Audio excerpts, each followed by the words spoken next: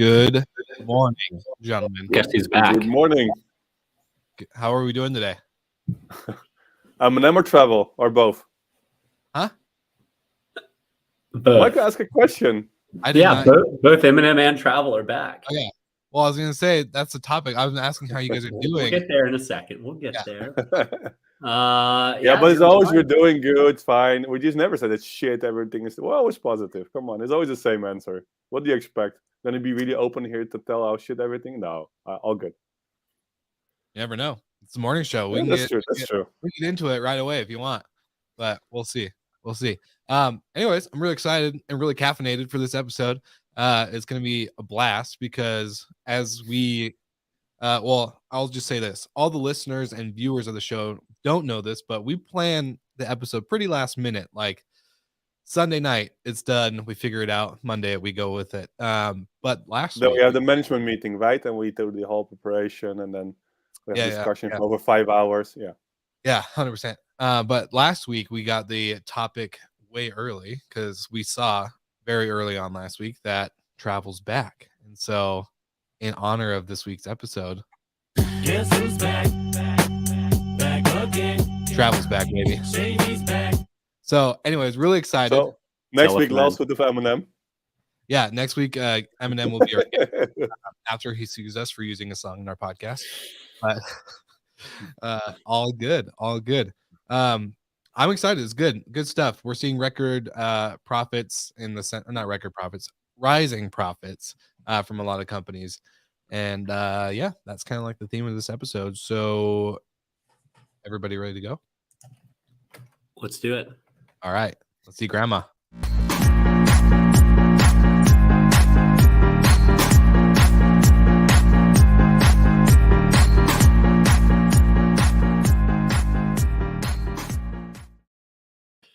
Happy Monday, everybody. Aside from a lot of earnings calls happening last week and most of them being favorable, which we'll discuss later on in the show, there was also multiple truckloads of money dumped into the space.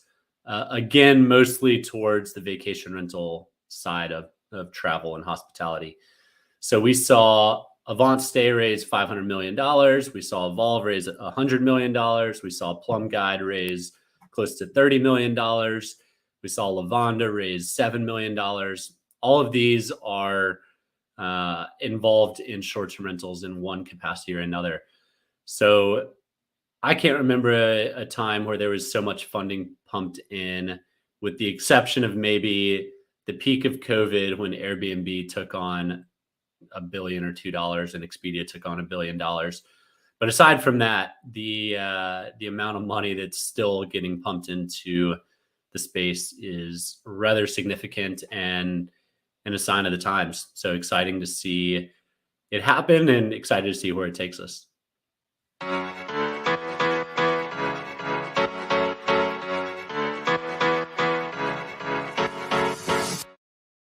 Yeah, I just realized, I think the majority of the startups, actually, I mentioned the startup of the week are in a vacation rental. So for sure, next week will be one not in a vacation rental.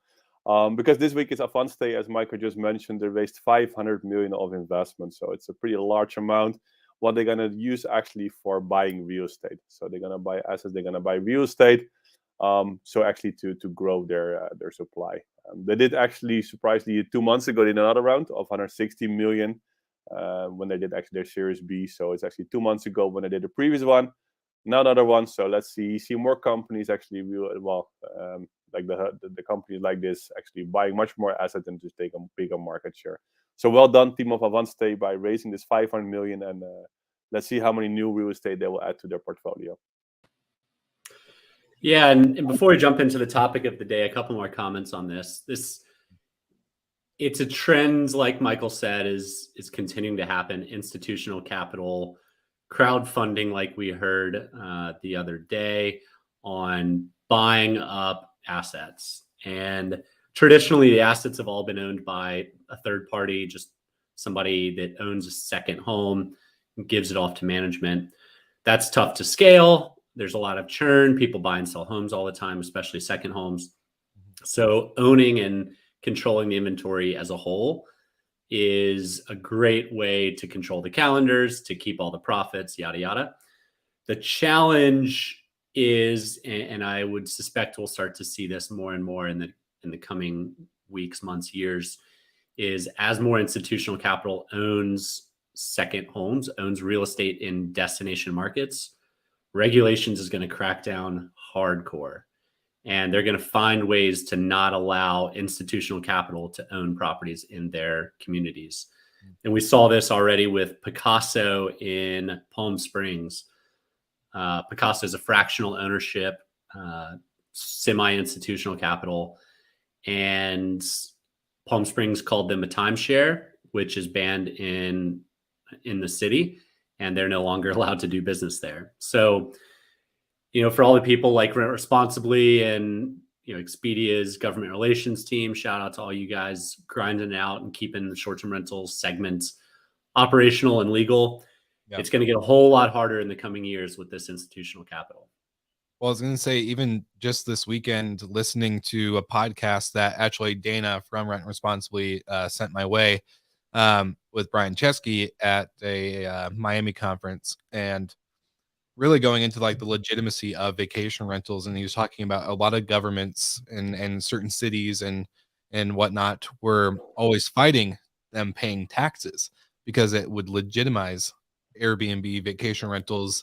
But now going into like seeing Wall Street and other companies and institutional money, like you're saying, get into the space, it really does kind of crack into the sense of like people don't want them in their neighborhoods.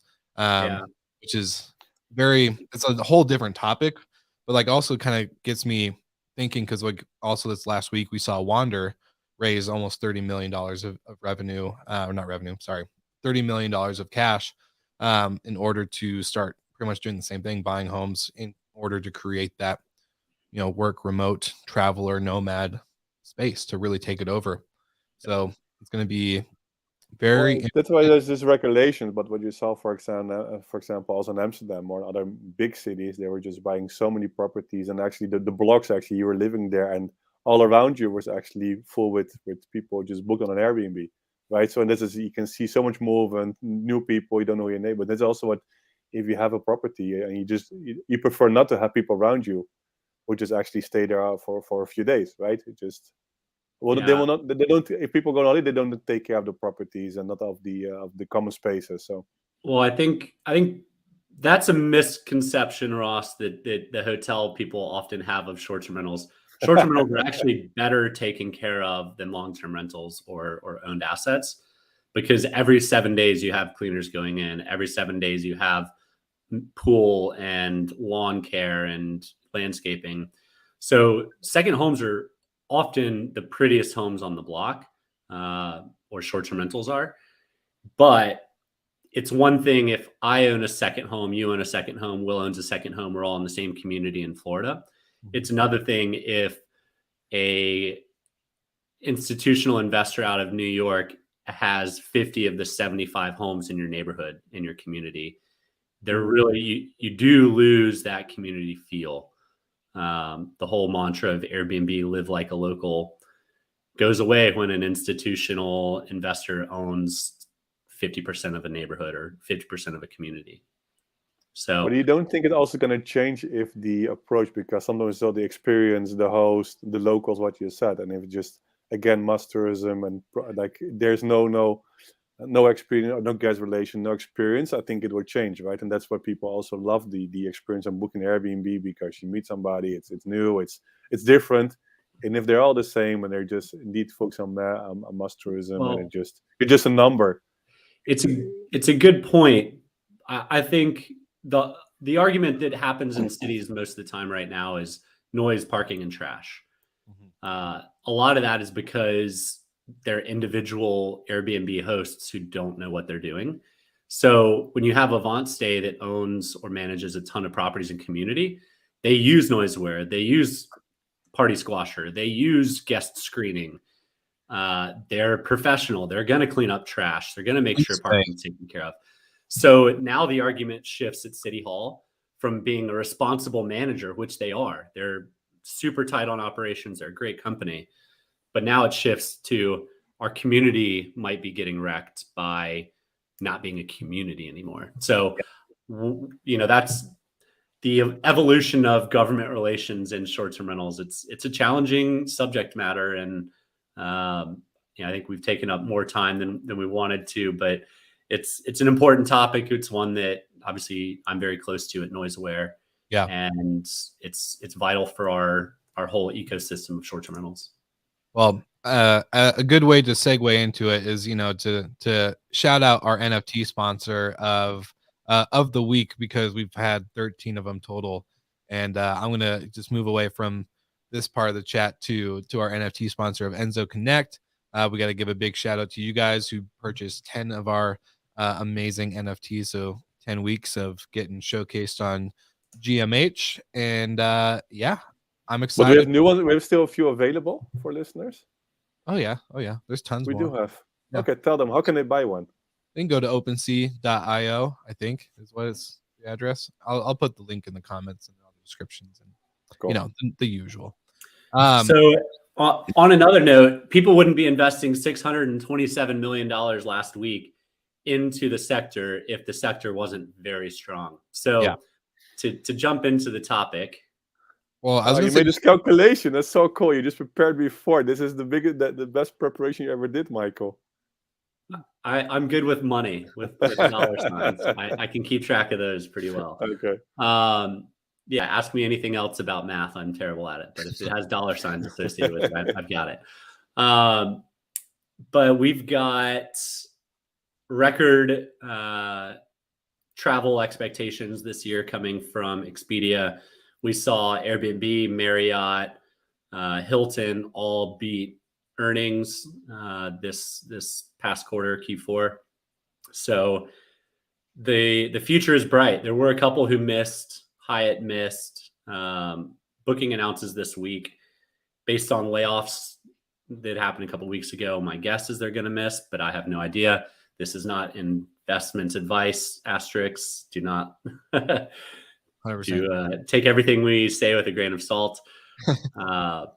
But yeah, travel broadly, the category leaders are hitting and exceeding estimates.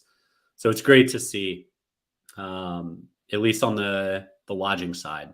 I haven't looked at flights, but I'd guess they're probably still a little behind. Well, you did recently, Michael, and they were expensive. I remember you said. We looked at cost, but not earnings. United CEO. No, but it's true. I think indeed what you see the same and I think in every vertical, right? Diversification, rent or hotels, it's booming.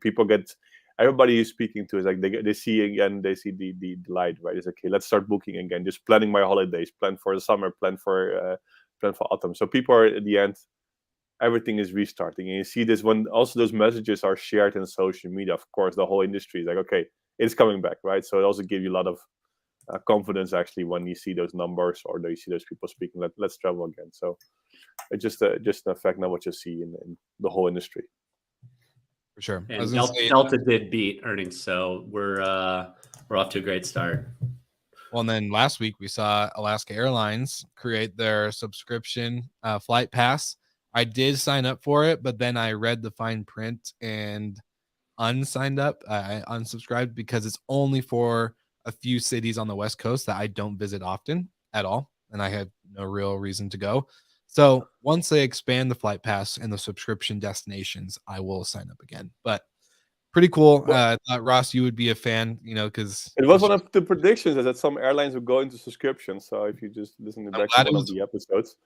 Glad it was one of my favorite airlines. So, What do we do? 5 or 6 predictions, and we've already hit a couple of them, and it's only February. Yeah, I know.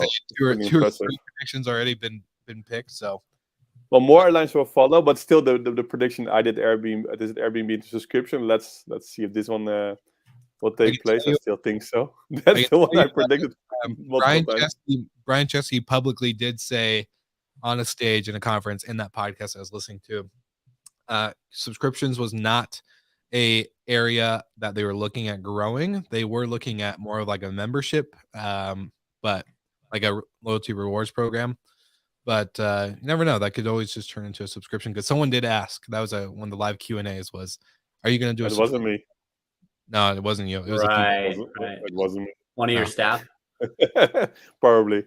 Probably. Yeah. So it was good though. It was a good conversation. I'm not a big like loyalist when it comes to Brian Chesky speaking, but this podcast was very interesting in the sense of the types of conversations they were having in regards to, of course, legitimacy inside of short-term rentals and kind of the whole, Airbnb hitting its numbers and really reaching record highs. So anyways, it was good. It was a good podcast. Well, there's a lot of discussions. I also read there was, I think, the earnings call of TripAdvisor. I think Viator there might plan to go to separate and go IPO and split it actually. So I won't be surprised if they do. And if you see all the numbers, for example, also in the tours activities, I saw the Master of Get Your Guide. They had a huge growth actually. I think they reached in the first 6 weeks of this year. They had the same numbers as this whole 2019. So. Correct me if I'm wrong, but I think if I'm correct, it was something like this, which is impressive, right? So let's see, but people indeed see the confidence again to start traveling again, which is amazing. So I can't wait as well by myself, even though I just came back a few weeks ago. Yeah, it'll be interesting to balance the inflated prices of everything with people's want to get back out and traveling again. I mean, we talked about that in depth the other day, but it's we'll see what happens. I would guess some conferences are probably smaller than the organizers hope again this year as a result. Yeah, I guess you could say that. I don't know. Hopefully not the Book Direct show in Miami, hosted by Will Flickers and Damian Sheridan. It's going to be a great event. We'll do a live show from there. But aside Can you from already that, book tickets? Well, what? Can you already book tickets? Not yet. Almost. Not We're yet. almost live, but we are actually great transition. We're actually going to give away 2 free tickets to any of our GMH listeners on the podcast. So the best way to claim your ticket or submit yourself to be in the pool of claiming tickets is to comment on the show. And so that could be in multiple ways, and I'll be paying attention to all of it. But if you're watching live on Facebook or YouTube, you can comment that you want to be in the Book Direct pool. And then you can also email me, Will with 1L at slicktalkmedia.com, and we'll make you part of the Book Direct spreadsheet of people that we're keeping track of in order to send out some free tickets. So we'll be doing a few more. We'll probably spice it up. This week you just comment, submit that you want to be a part of the ticket giveaway, and then probably a couple weeks away we'll have a fun game to play or something like that. Which days is it? Which days of the week? It's October 18th and 19th of this year. So it'll be a Tuesday, Wednesday, I believe. Why not a Monday? Because then we could do the whole GMH in person. So we can do a live pre-recorded one. Yeah, I was going to say we'll do a That's pre-recorded. We have to make it special because it's if I get a free ticket, then I know it come. Yes, you're part of the HFM team. Ah, that's true. Yeah, so you get included. But I was gonna say, dang it, you guys distracted me because I wasn't expecting to go that way. I do want to ask a question on what do you guys think of Salesforce's move to get rid of corporate office and to buy that retreat ranch for their employees? It's a pretty big. I don't think they're getting rid of the corporate office. They have like one of the most iconic offices in San Francisco. Yep. So yeah, I think it's in lieu of building a second office. They've got a 900-acre retreat or something crazy. It actually used to be a college, I think, a small college. I don't know. I think having a corporate retreat location, that's one way to spend money and it be tax deductible. So that's one angle of it. But it's cool to be able to send all your new employees to somewhere fun and have training at the same time. Now, if they use it as like staff vacations, it's a little weird. Like when I'm on vacation, I don't really want to be around work people. Well, this should be taxable as well. I guess so, right? You can't just say give your employees a holiday in your own place. I don't know. Well, yeah, I mean that could be a super interesting benefit, right? If you owned 4 or 5 different resorts across the country and your staff, if you're big enough, and Salesforce certainly is and your staff can fill up the rooms for vacations, then they literally can get free places to stay on vacation. That would be one heck of a perk. And I think people would line up applying it at those companies. Well, I was gonna say the article says it was an old Christian college, so it was a Christian university, and then it also has a plus 140 rooms at 75 acres, and it's intentional for getaways, retreats, and of course educational purposes. But more or less, like it is kind of like an unplug for the Salesforce team, which they have like 70,000 employees, which is crazy. Crazy. And we do have one comment / question. We got Jennifer tuning in once again, our weekly consistent viewer, which I love it. Predictions on increase / decrease on drive to destinations this year with increase in international travel. So if I understand the question correctly, I'm just going to say I think drive to destinations is still going to be a consistent prediction. It's going to be something that's not going to go away for a while. But I do think increase in international travel will push, and we'll see those numbers bump up, and they'll kind of balance each other out a little bit. Well, in my place, I can do the same, right? I can drive to different places within 2 hours from a different country, so even less. So I think in here you will see indeed more international drive-to destinations, which is pretty common in here already. But I think normally, I would just take a quick flight. I still try to avoid them, and I think it will stay for a while. Only when you just have to cross the ocean. Yeah. My guess is that we saw records last year of drive-to markets. I'm not sure we're going to exceed last year, but I don't think there's going to be any drop off. So I think it'll hold steady. International, it's a tough one because the prices are literally like twice as expensive as they were this time last year. Regulations are still, depending on the country, can be challenging. So I'd say there might be a very slight increase on that, but nothing substantial yet. Maybe by the second half of this year, we'll see a lot more international travel, but I don't think we'll see a whole lot for the first half. Well, do you think we'll see a lot coming into the U.S., but not a lot going out of the U.S., or what do you? Ross can probably speak better to that. Europeans coming to America. Well, they travel anyway, so he can see in the US, you can do everything, right? You can go from there, you can fly to the other side of the country. You can, if you want to go for summer, when you're living on the other side, you can do. If you want to go to the California, you want to catch some sun now, you can do, right? So, or you want to go to the to Florida.